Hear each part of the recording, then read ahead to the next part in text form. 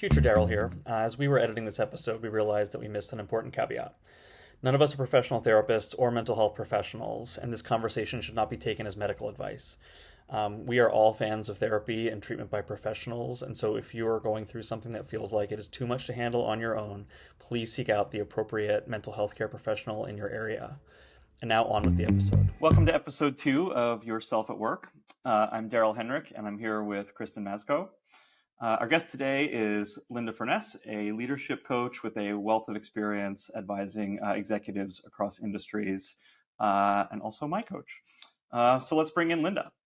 Great. So for our topic today, we wanted to talk about transitions. And the reason we wanted to talk about transitions is this is really timely right now. Like we're, in the immediate sense, we have, all of the layoffs that are happening, particularly in the tech industry, but also in other industries. And this is kind of like a forced transition. It's a transition, for the people who are laid off, it's a transition. And even for the people who aren't, it can be a transition in terms of how they think about their company, their role, the stability of their role. And so just in terms of the people we've been talking with, we're hearing a lot right now around how people navigate transitions. And then also transitions just more broadly are really top of mind in our jobs and our careers. Like if you think about what we struggle with in our careers, is it's often transitions. It's, hey, there's this new opportunity to take on a larger role. Am I ready? Can I expand my abilities? Or I'm thinking of switching fields. What does that look like?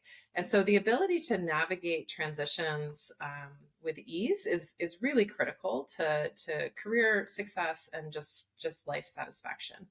And so we're incredibly excited to have Linda with us today, who is just a really wise thought leader and coach to leaders in this space and has done a lot of work on transitions. So first off, welcome, Linda. We're so excited to have you here with us. And maybe to start us out, could you just talk with us about like what is a transition and what are kind of some of the typical stages that someone might go through when they're going through a transition in their career? Sure. Yeah. First, happy to be here. So excited to be with both of you. And so a guy named William Bridges along many years ago did kind of work around transitions that I think has been the standard for a long time in terms of how people think about transition. And part of what he talked about is the difference between change and transition, right? So change is, today I live here, tomorrow I live there. But the transition is the sort of internal process that happens where I go from a person who feels like I live here or work here to a person who doesn't, who feels like this other new place is home, right? And that can happen over a much longer period of time. And people go through kind of common and somewhat predictable phases of that process, right? And so there are common emotions and common, sort of a common process that people go through. And so part of that is, if you think about it, any transition, in a way, it kind of starts with something ending. And then it goes through a period of, I'm kind of lost in the woods, right? I'm not here or there exactly. And then ends with, I'm in a new place and I'm beginning something new. And so that's the sort of, arc, like dip, that he talked about in terms of describing transition as a process.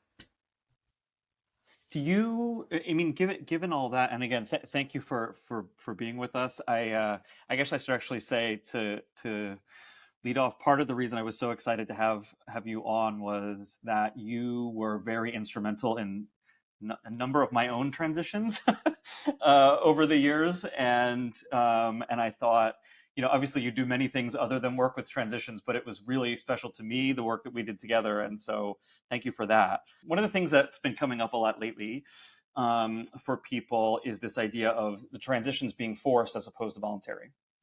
Right. And Yeah. that, like, often when it's the sort of something happens, then you're in the woods and then emerge from the woods. In this case, people essentially have been forced into the woods, which has been I think one of the things that I'm at least very interested in exploring more is the difference in the process of helping someone through a voluntary transition versus something where there may be a sense of urgency or like in my own experience, it was the process of like deciding to make the transition. That was a huge part of it. And then the rest was kind of logistics.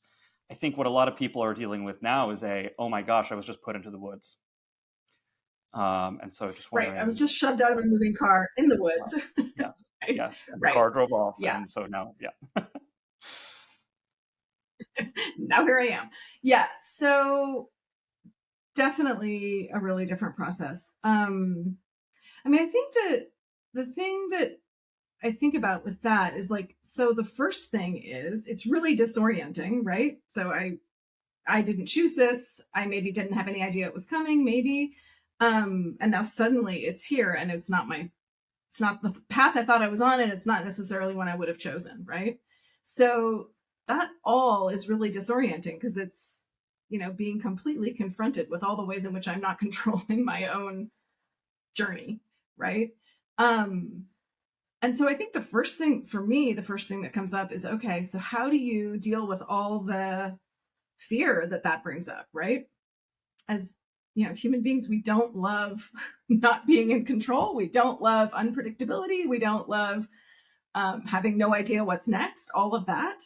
So I think the first thing is, how do you deal with all the fear that often gets activated by something like that before you start trying to figure out what to do, right, about it. Yeah. And I think that's such an important point of like, when you started talking about the 3 stages of the transition, the first is a loss, right? Or a loss or an ending. And I think sometimes in our culture, we're so eager to be doing and adding and growing and changing that we skip over the step of processing what's been lost. Yeah, absolutely. Yeah. So there's processing the loss, there's managing any fear or anxiety. And, often people avoid both of those things, right? And one of the ways people avoid them is getting into action. Like, oh, I'm going to start doing some stuff, and then I don't have to feel all that. But I think a thing to really pay attention to is, how effective is my action if it's actually happening from a place of reaction and avoidance instead of I have processed what is happening for me to some degree, right? And now I'm making choices about the direction I want to go, and it's a little bit grounded. That's going to feel really different than the action of, oh my God, I don't want to feel this, run. Yeah. That's an amazing point. I mean, I think one of the things we had talked about before was this idea of, we see the kind of LinkedIn threads going by of everybody posting kind of their interview statistics or how many times did I apply or all of these things. And in a call that you and I had previously, I thought that it was a really great point that you made around people acting from a place of sort of a frazzled, oh my gosh, how do I escape from this? Let me just sort of scattershot as many applications as I can and things like that, versus taking that time to breathe and grieve and things. I think that the thing that's interesting to try to tease apart is, I think, to honor both people who have time, who feel that they have time to grieve, process, go through the woods, and people who feel like, what am I supposed to do? It is frantic. I am frazzled. Mm-hmm. And so kind of like because I think there's 2 things going on, right? There's how do I escape this feeling? I need to move on. I need to go through the grief, et cetera. And then there's and obviously these can happen at the same time to the same person, but there's wait, no, I'm going to lose my visa, or I need to pay my mortgage, right? And things like that. Yeah, absolutely. And so when I talk about taking time to do some processing and coming from a more grounded place, like, that can look like a months long process, but it can also look like, a day, right? It doesn't have to, or an hour or 10 minutes. It doesn't have to necessarily be a huge, big, long thing. I think, I'm sure both of you have had the experience of what it feels like when I'm just in reaction versus I take a couple of minutes to breathe and let my system settle a little, and I'm trying to respond instead of just react, right? Like it can happen in just a really short period of time where I'm allowing myself to, even if I'm just taking things down a notch, maybe I haven't, done all my grieving, but I've taken that top layer of panic down a notch, right? Like that makes a difference. So there's that. And then there's also, I just think, no matter how much time pressure there is, you're going to have a better process of a job search or of interviewing and how you're going to show up if you actually take a little time to connect to what's important to me. What do I value?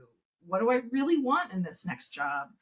What do I really think I bring to the table? What do I offer? The more I can be grounded in knowing that about myself, the better choices I'm going to make about where to apply, the better story I'm going to have about why that's what I want to do, the better I'm going to show up in the interview, right? Like all those things are going to happen better if I've taken a little bit of time to kind of ground and center. It's a good example of the going slow to go fast. Yeah, Linda, I think you make such a good point that it's not only is it better just from kind of an emotional place, it's actually more effective. And I think that's a really important point. Like at the end of the day, your goal is to land in your next job or career that's going to be meaningful. And it's more effective to do that from a place of grounding and calm than from reactivity. It's both more effective in terms of you're going to show up better and be more likely to get the job, and you're going to be more likely to get a job you want.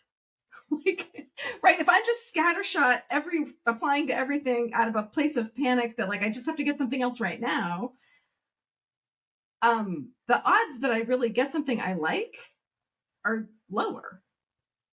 Can you get a little more specific for someone who might be in that situation of like what when you say grounding, what do you mean? Different things I'll just say caveat, different things work for different people, right? So like it's a create your own mix thing. But some things that are helpful for many people. So the simplest and quickest is just breathing. So, taking a few deep breaths, especially ones where you have a longer exhale, right? So like you can like breathe into the count of 4, hold it for 4, and then breathe out for 8, or another version is breathe out for 4 and hold for 4. I like the breathe out for 8 better, but you see what works for you, right? But just that slow, deep breathing, if you do 3 rounds of that, you will feel a difference in your body. Like just that tells your nervous system, oh, it's okay, we're safe. You can come down a little, right? And that you can use, like apply as often as needed, right? Mm-hmm. Like often and repeat.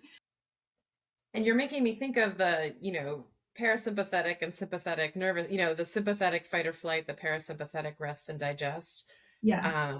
And that like we just empirically, we are not thoughtful and creative when we're in the fight or flight mode. And so I think there's sort of some acceptance of like, this is how our brains and bodies work. And if when we're in that really fight or flight mode, like our prefrontal cortex is shut down, like you do not have access to your kind of creative critical thinking. And the examples you're giving of the breathing, you're like literally like activating your parasympathetic system to kind of bring your prefrontal cortex back online so you have access to your creative thinking.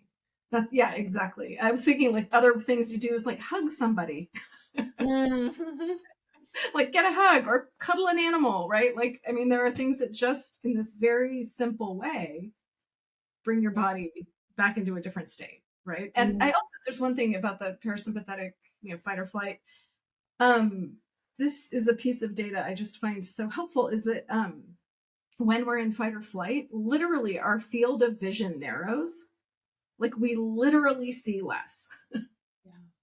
Right? And it's just such a perfect metaphor for the way the whole thing works. Mhm. right? We are not, just as you said, we're not able to access so much of our capacity when we're in that state. So actually just getting out of that state, at least a little, at least some, I think is sort of thing one. As I start to get a little less triggered, can I do things that will help me connect to my own internal compass, basically, Mm. right? Like, how do I access my internal navigation, which will help me figure out what direction do I want to go, actually? Um, and as a part of that, like, what do I value? What am I bringing? Where do I want to be working in the world, right? All of those things. Um, and and again, there's a lot of different ways to do that for different people.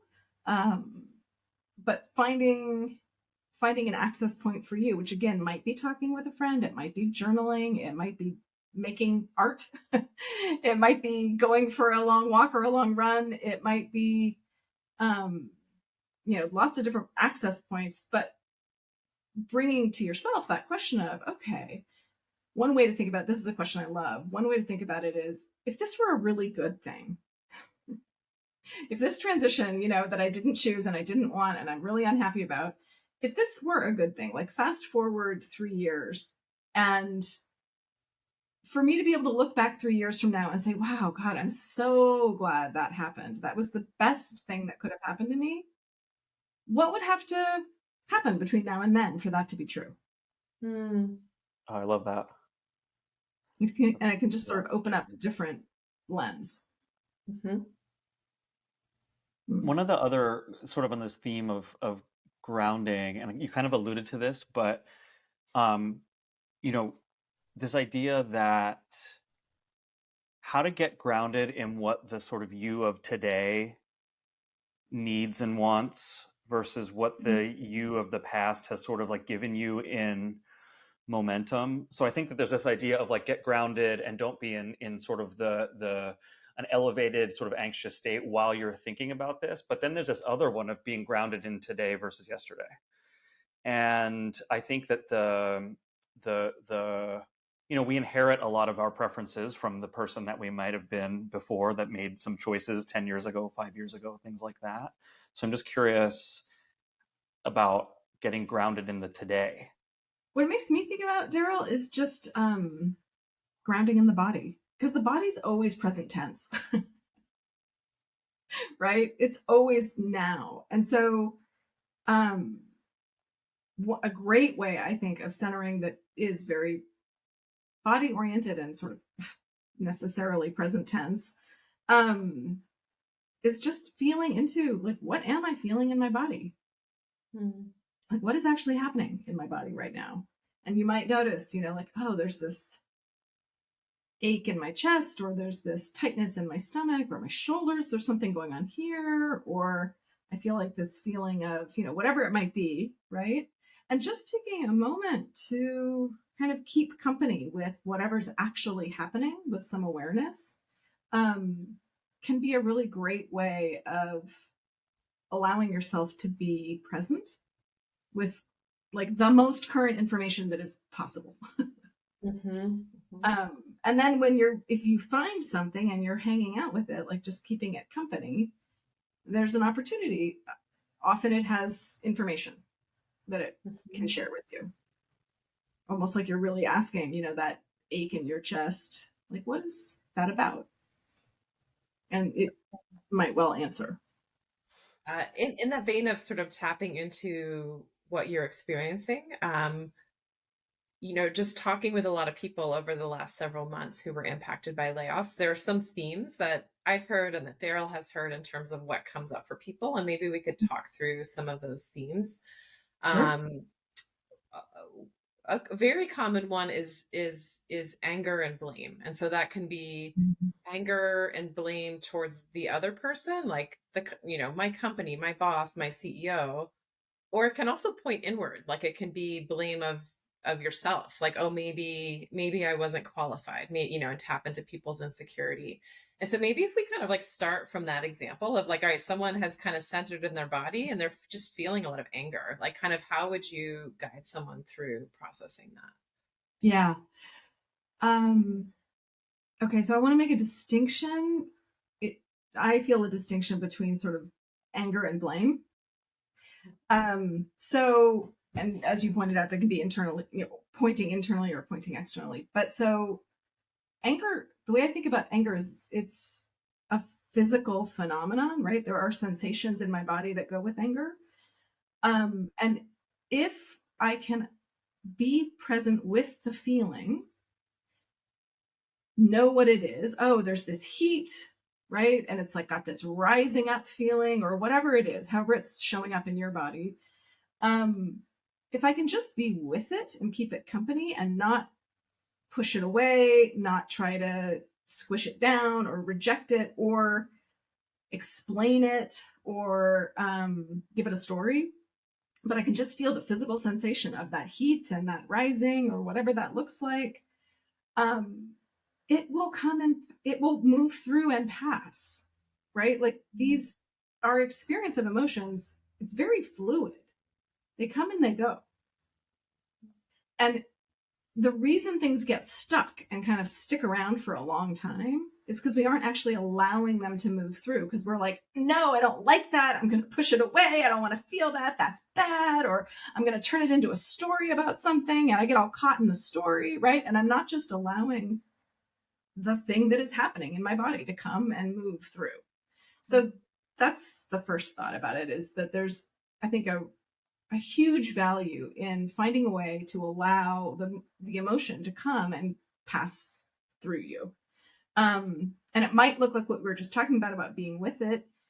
It also can look like, a great way to work with anger is like go find a place where you can break glass safely, right? Like that's awesome, right? Or again, make art or work out, or like there are ways to like allow the physicality of it to move through, right?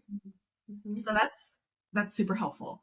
The place where people can get stuck kind of cycling it is when I'm telling myself a story and I just kind of keep retelling the story.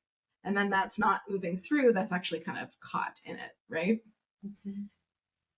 So that's a thing to differentiate. But then the piece you talked about blame, I want to come back to that for a second, because I think blame is, very much, there's an aspect of like trying to figure out what happened and why, that there may be useful information there. There may be something that is actually helpful to be aware of. That's possible, right?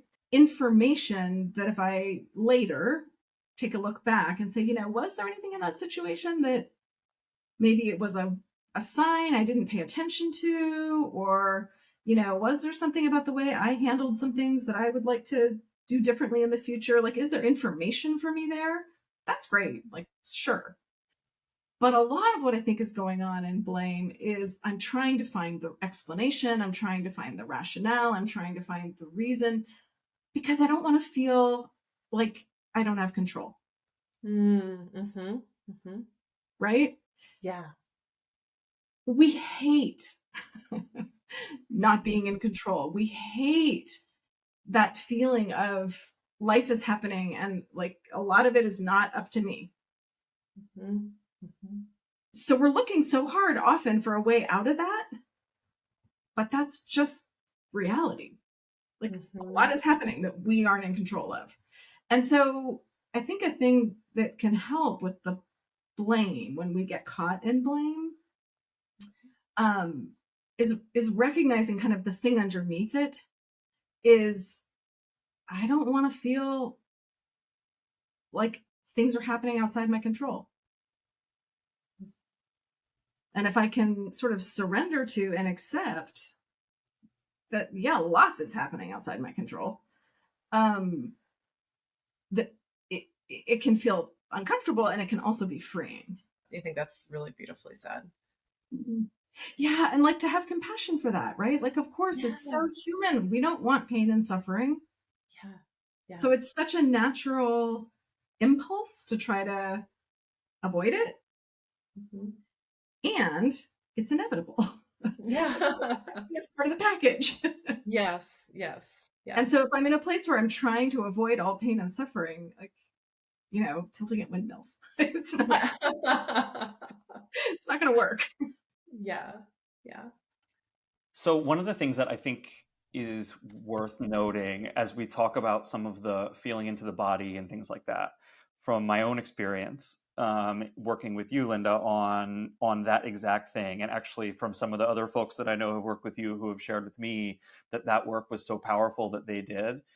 I think that this idea that, the body can tell you what your current state is, the body can help you sort through hard problems, things like that. I actually think that and I don't want to stereotype, but I think for very logically minded folks like myself, the idea of that, I mean, I don't know, it probably took us, 7 sessions working together till I bought that it was that it was a thing that and believed it, and then literally it changed my life multiple times over. I think getting people to that place to want to do that kind of work is just kind of an interesting thing on its own. And that the body does have so much to share and can be helpful. And I think the kind of like often tech brain folks are in and again, not to stereotype, but in this like, hey, what the body has to offer is extraneous data, let me toss it. And yeah. Yeah. I mean, I think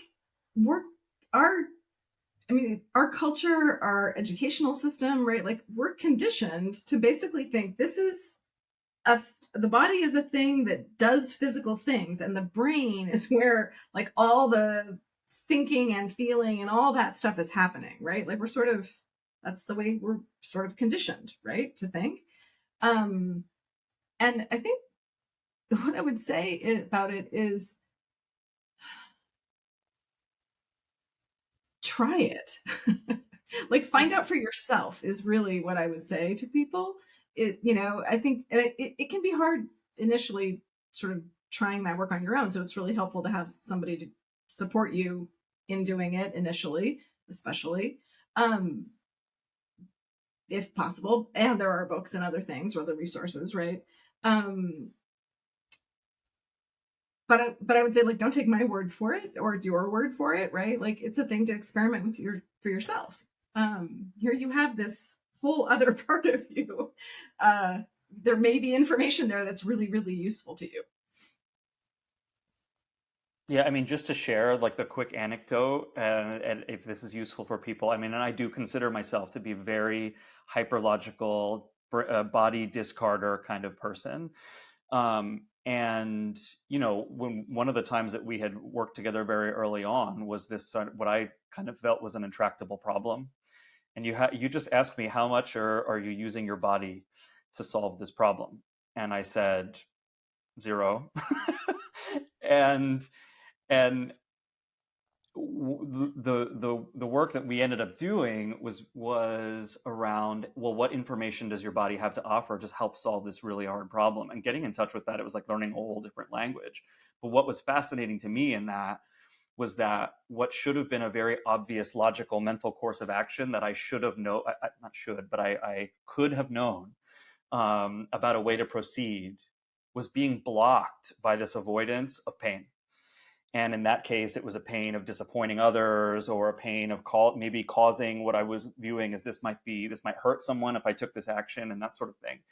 And realizing that my thinking mind was not going to allow me to, or my body essentially was like almost preventing my thinking mind from considering that course of action as a valid course of action, and it wasn't coming through.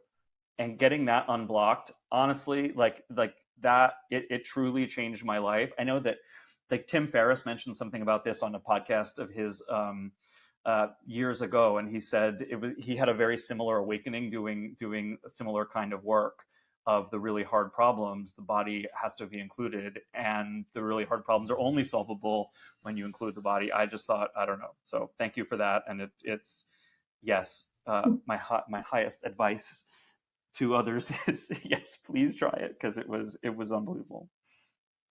I mean, a way to think about it, thank you for that. And a way to think about it, I think, is like, would you want to approach really difficult problems with only some of the data available to you?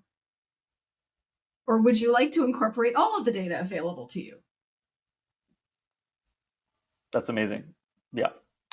Right? Because the thing is, this is the other part I'll just add, is I think people often are afraid to know how they feel about something because they're afraid that if I find out how I feel, then I'm going to have to do whatever that feeling would suggest.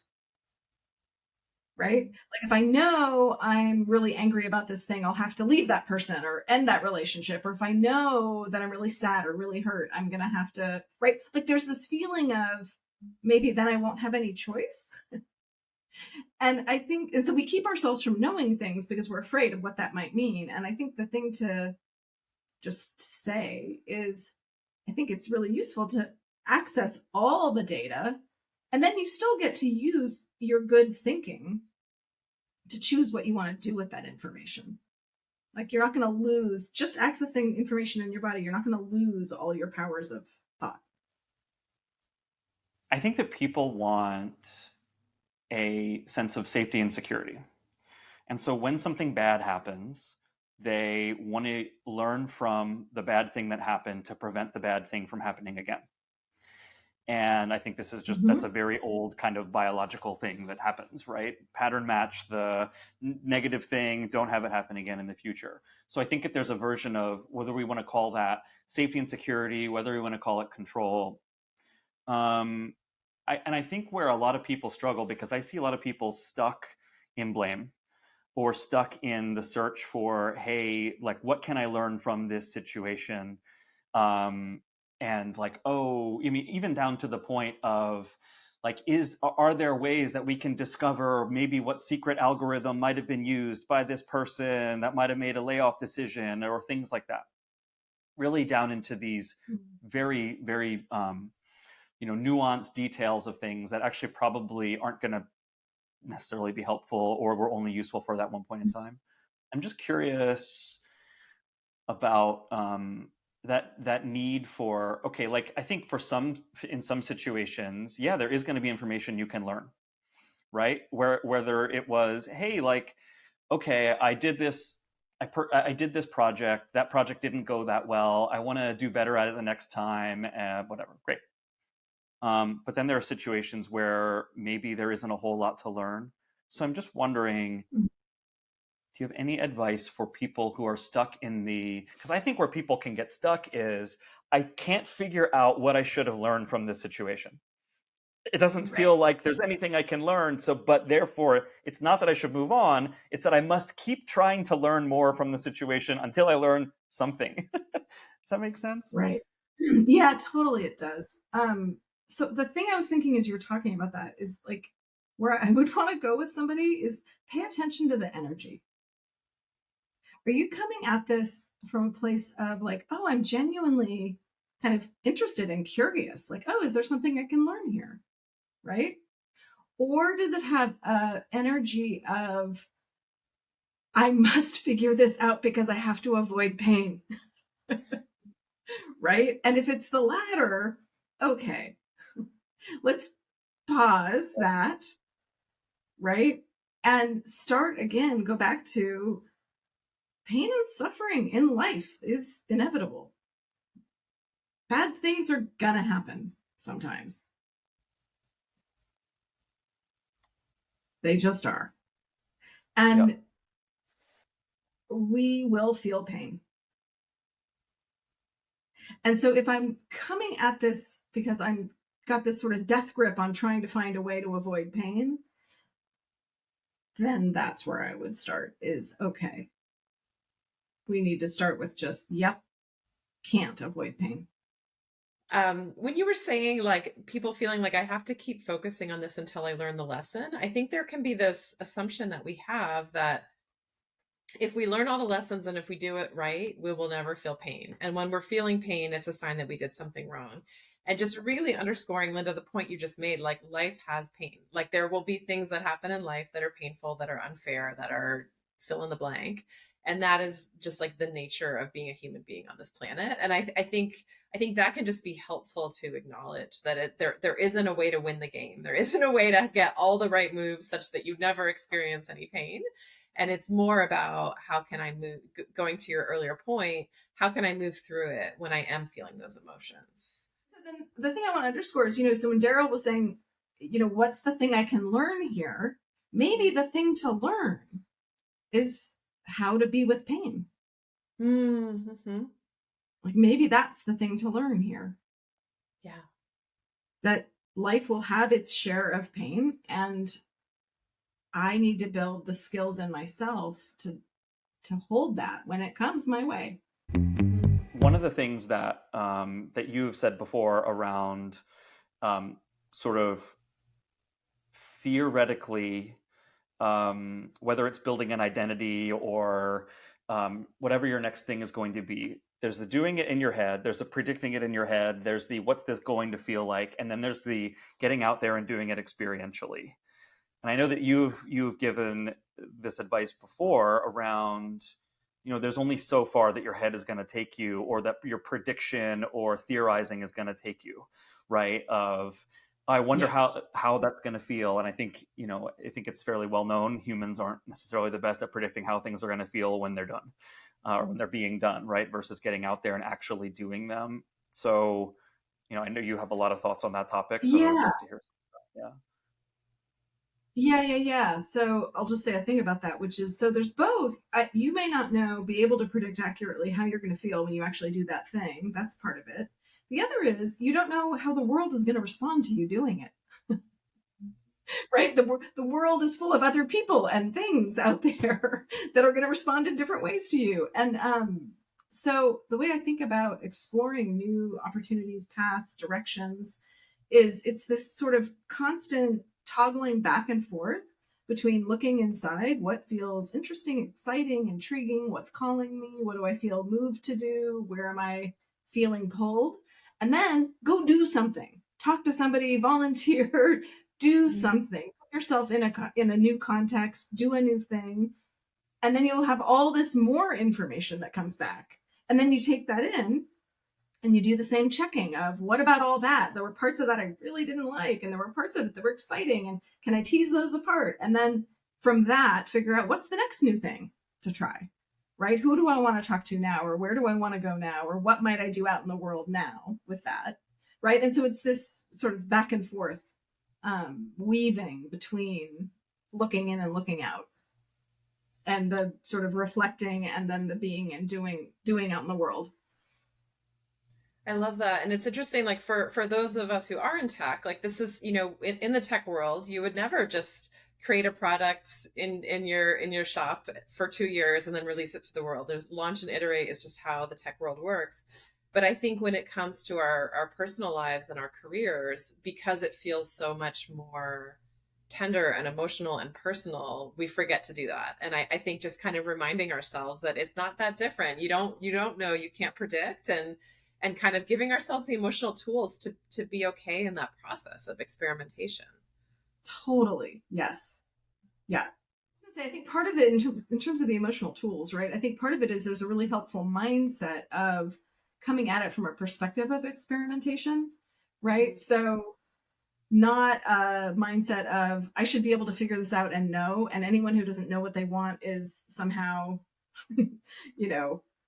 not okay or not serious or not something, doesn't have their shit together, right? Instead of that, can you come at it from a perspective of that launch and iterate, like you're intentionally being an experimenter. Yeah. I'm actually curious why it is that, and I see it in myself, I see it in so many of my friends and colleagues, why we are so, we talked about this on the last episode, but this idea of like, I want to plan 47 steps ahead. I want to theorize, how's that going to feel? Then what's going to happen? Then what's going to happen? Then what's going to happen? And for some reason, it just seems like that is kind of the bias, I guess, these days for a lot of people, of mental experimentation, but not out in the world experimentation. Do we know why? And I think that's maybe a question for both of you, because like I've often thought about, why is it that my default isn't to go try things? Why is it that I just want to live in my head and theorize it? Do we know why? Well, okay. Can I ask you, why do you think for you? That's a really good question. I I mean, I think that there are probably, it reminds me of part of the conversation earlier around it's safe to explore and experiment in your head. There's very few consequences, but that also feels like a very psychology answer that I am just trained to know that that's maybe the answer. So is that the answer? Well, so okay, let's play with this for a minute. We can always edit it out, but take a moment and just check, like, can you feel, if you think about thinking something through that way versus going and trying something, what do you notice? Like, what comes up about that? Yeah, I mean, it's funny just thinking that right now. It is immediately chest tightens. Like I could do that, make yourself small. And I'm not even thinking about something specific. I don't know. It's just literally the like, oh, go do something new, or yeah, or like there's a thing maybe that I thought I wanted to do. Oh, it immediately goes. I feel getting small. I feel getting defensive. Versus thinking it through in my head, it's like, I wouldn't say it feels open and expansive easier, because that's kind of the opposite of contractive. It just feels kind of nothing. It's like, nah, because you can do it all day long and spin in your head. So Yeah. I guess it is that. I mean, I think there's a lot of that. I think there's a lot of that. It feels, and sometimes is, but certainly feels scary to put ourselves out in the world, and scary in different ways too. Like, one way it can feel scary is like, I have this tender little shoot of a new idea, something Mm, that I maybe want or maybe I'm excited about, and it's so small and fragile. mm. And if I go interact with the world, is it going to get crushed? Right? Like, that can be the fear. It can be a fear of this new little something is going to get squished before it ever has a chance to like come into being. Yeah, yeah. It's it's fascinating, and I know we've done things like this in the past, and so, but it is it's fascinating how, and I think it's actually very illustrative though of the value of this kind of thing and the body and whatnot. Like the very few prompts that you just gave, and the very like just how does it feel. Um, I hope it is. I hope it's evidence for anyone watching how useful it can be to answer, because literally I had that question. I posed the question, hey, what does your body say? And there's the answer. It just happened, right? And so, an accidental illustration of the principle you were talking about before. Yeah. Yeah. So we have a lot of people who have just gone through layoffs in the past several months and are going through this transition. They're thinking about what's next. And we've talked a lot about not being reactive, not being frenetic, and really kind of coming into a place of being grounded in who you are and kind of where you want to go next. If someone were to come to you and just say, hey, I want to do this in a really thoughtful way, like I really want to approach my next career step in a way that feels like it has integrity with who I am and what I value, how would you suggest they just like approach that process, like figuring Mhm. out the next step from a place of being grounded? So there are some sort of really simple but useful ways to do that, I think. So one is looking at moments of joy in your life, right? So you can reflect back on times in your life where you felt really joyful, fulfilled, in flow, right? Times when you had that sense of just like, I could do this forever. This is perfect. To really physically write down a bunch of times in your life where that happened for you. And in each of them, to write about what was happening. What were all the things that contributed to that moment being that way for you, right? So think about who you were with, what you were doing, all your senses, what you could see, smell, hear, right? Everything about it that contributed to that. And as you do this over a number of different experiences, you'll start to see some common themes about things that just make you come alive. Mm. Right? So that's one way to sort of ground in what I would call values, or things that really are intrinsically, inherently satisfying for you. Mm-hmm. That's one set of useful things. You can also look back over all the accomplishments of your life and think about, what are the things I've been most proud of? And why was I proud of that? Like, what did I do? What were the skills and qualities I was drawing on to accomplish that thing? Why does it matter to me? Why does it feel like something that's a source of pride? Mm-hmm. Right? And so from that, you can start to get a sense of, again, what's important to you, and also the skills and qualities you bring to the work you do and to your life. Like, they don't need to be work things. They can be a mix of personal, professional. It's all good. But that's another way to sort of ground in, oh, these are strengths I have, right? And then you can spend some time thinking about, okay, so if these are things that are just intrinsically satisfying and rewarding for me, and these are strengths I bring, and these are ways of making a difference in the world that I feel proud of, where might that point me? Another thing that can be helpful is to zoom out and think about looking at this moment in time from the perspective of, say, 10 years from now, or zooming out and looking at it as a inflection point in the arc of your whole life, as a way of just reminding yourself that this is a point in time and a point on a journey. It's not defining the whole thing in any way. That instantly just made, as you said that, it made life feel lighter. I don't know, Kristen, if that's what it did for you, but I just felt like, yeah. Oh, it made me think like, oh, a big transition moment isn't necessarily the pivot point of one's. It can be a pivot point. It's not the pivot point. Right. Yeah. Putting the whole thing in perspective a little bit is also helpful. All right. Well, that seems like a good place to close. Linda, huge thank you for your time today. We really enjoyed this conversation, and I know both Daryl and I have benefited from you personally as our coach over the years. And so just huge thank you for sharing your insight with us. And for those listening, if you could just let people know how they can find you if they want to reach out.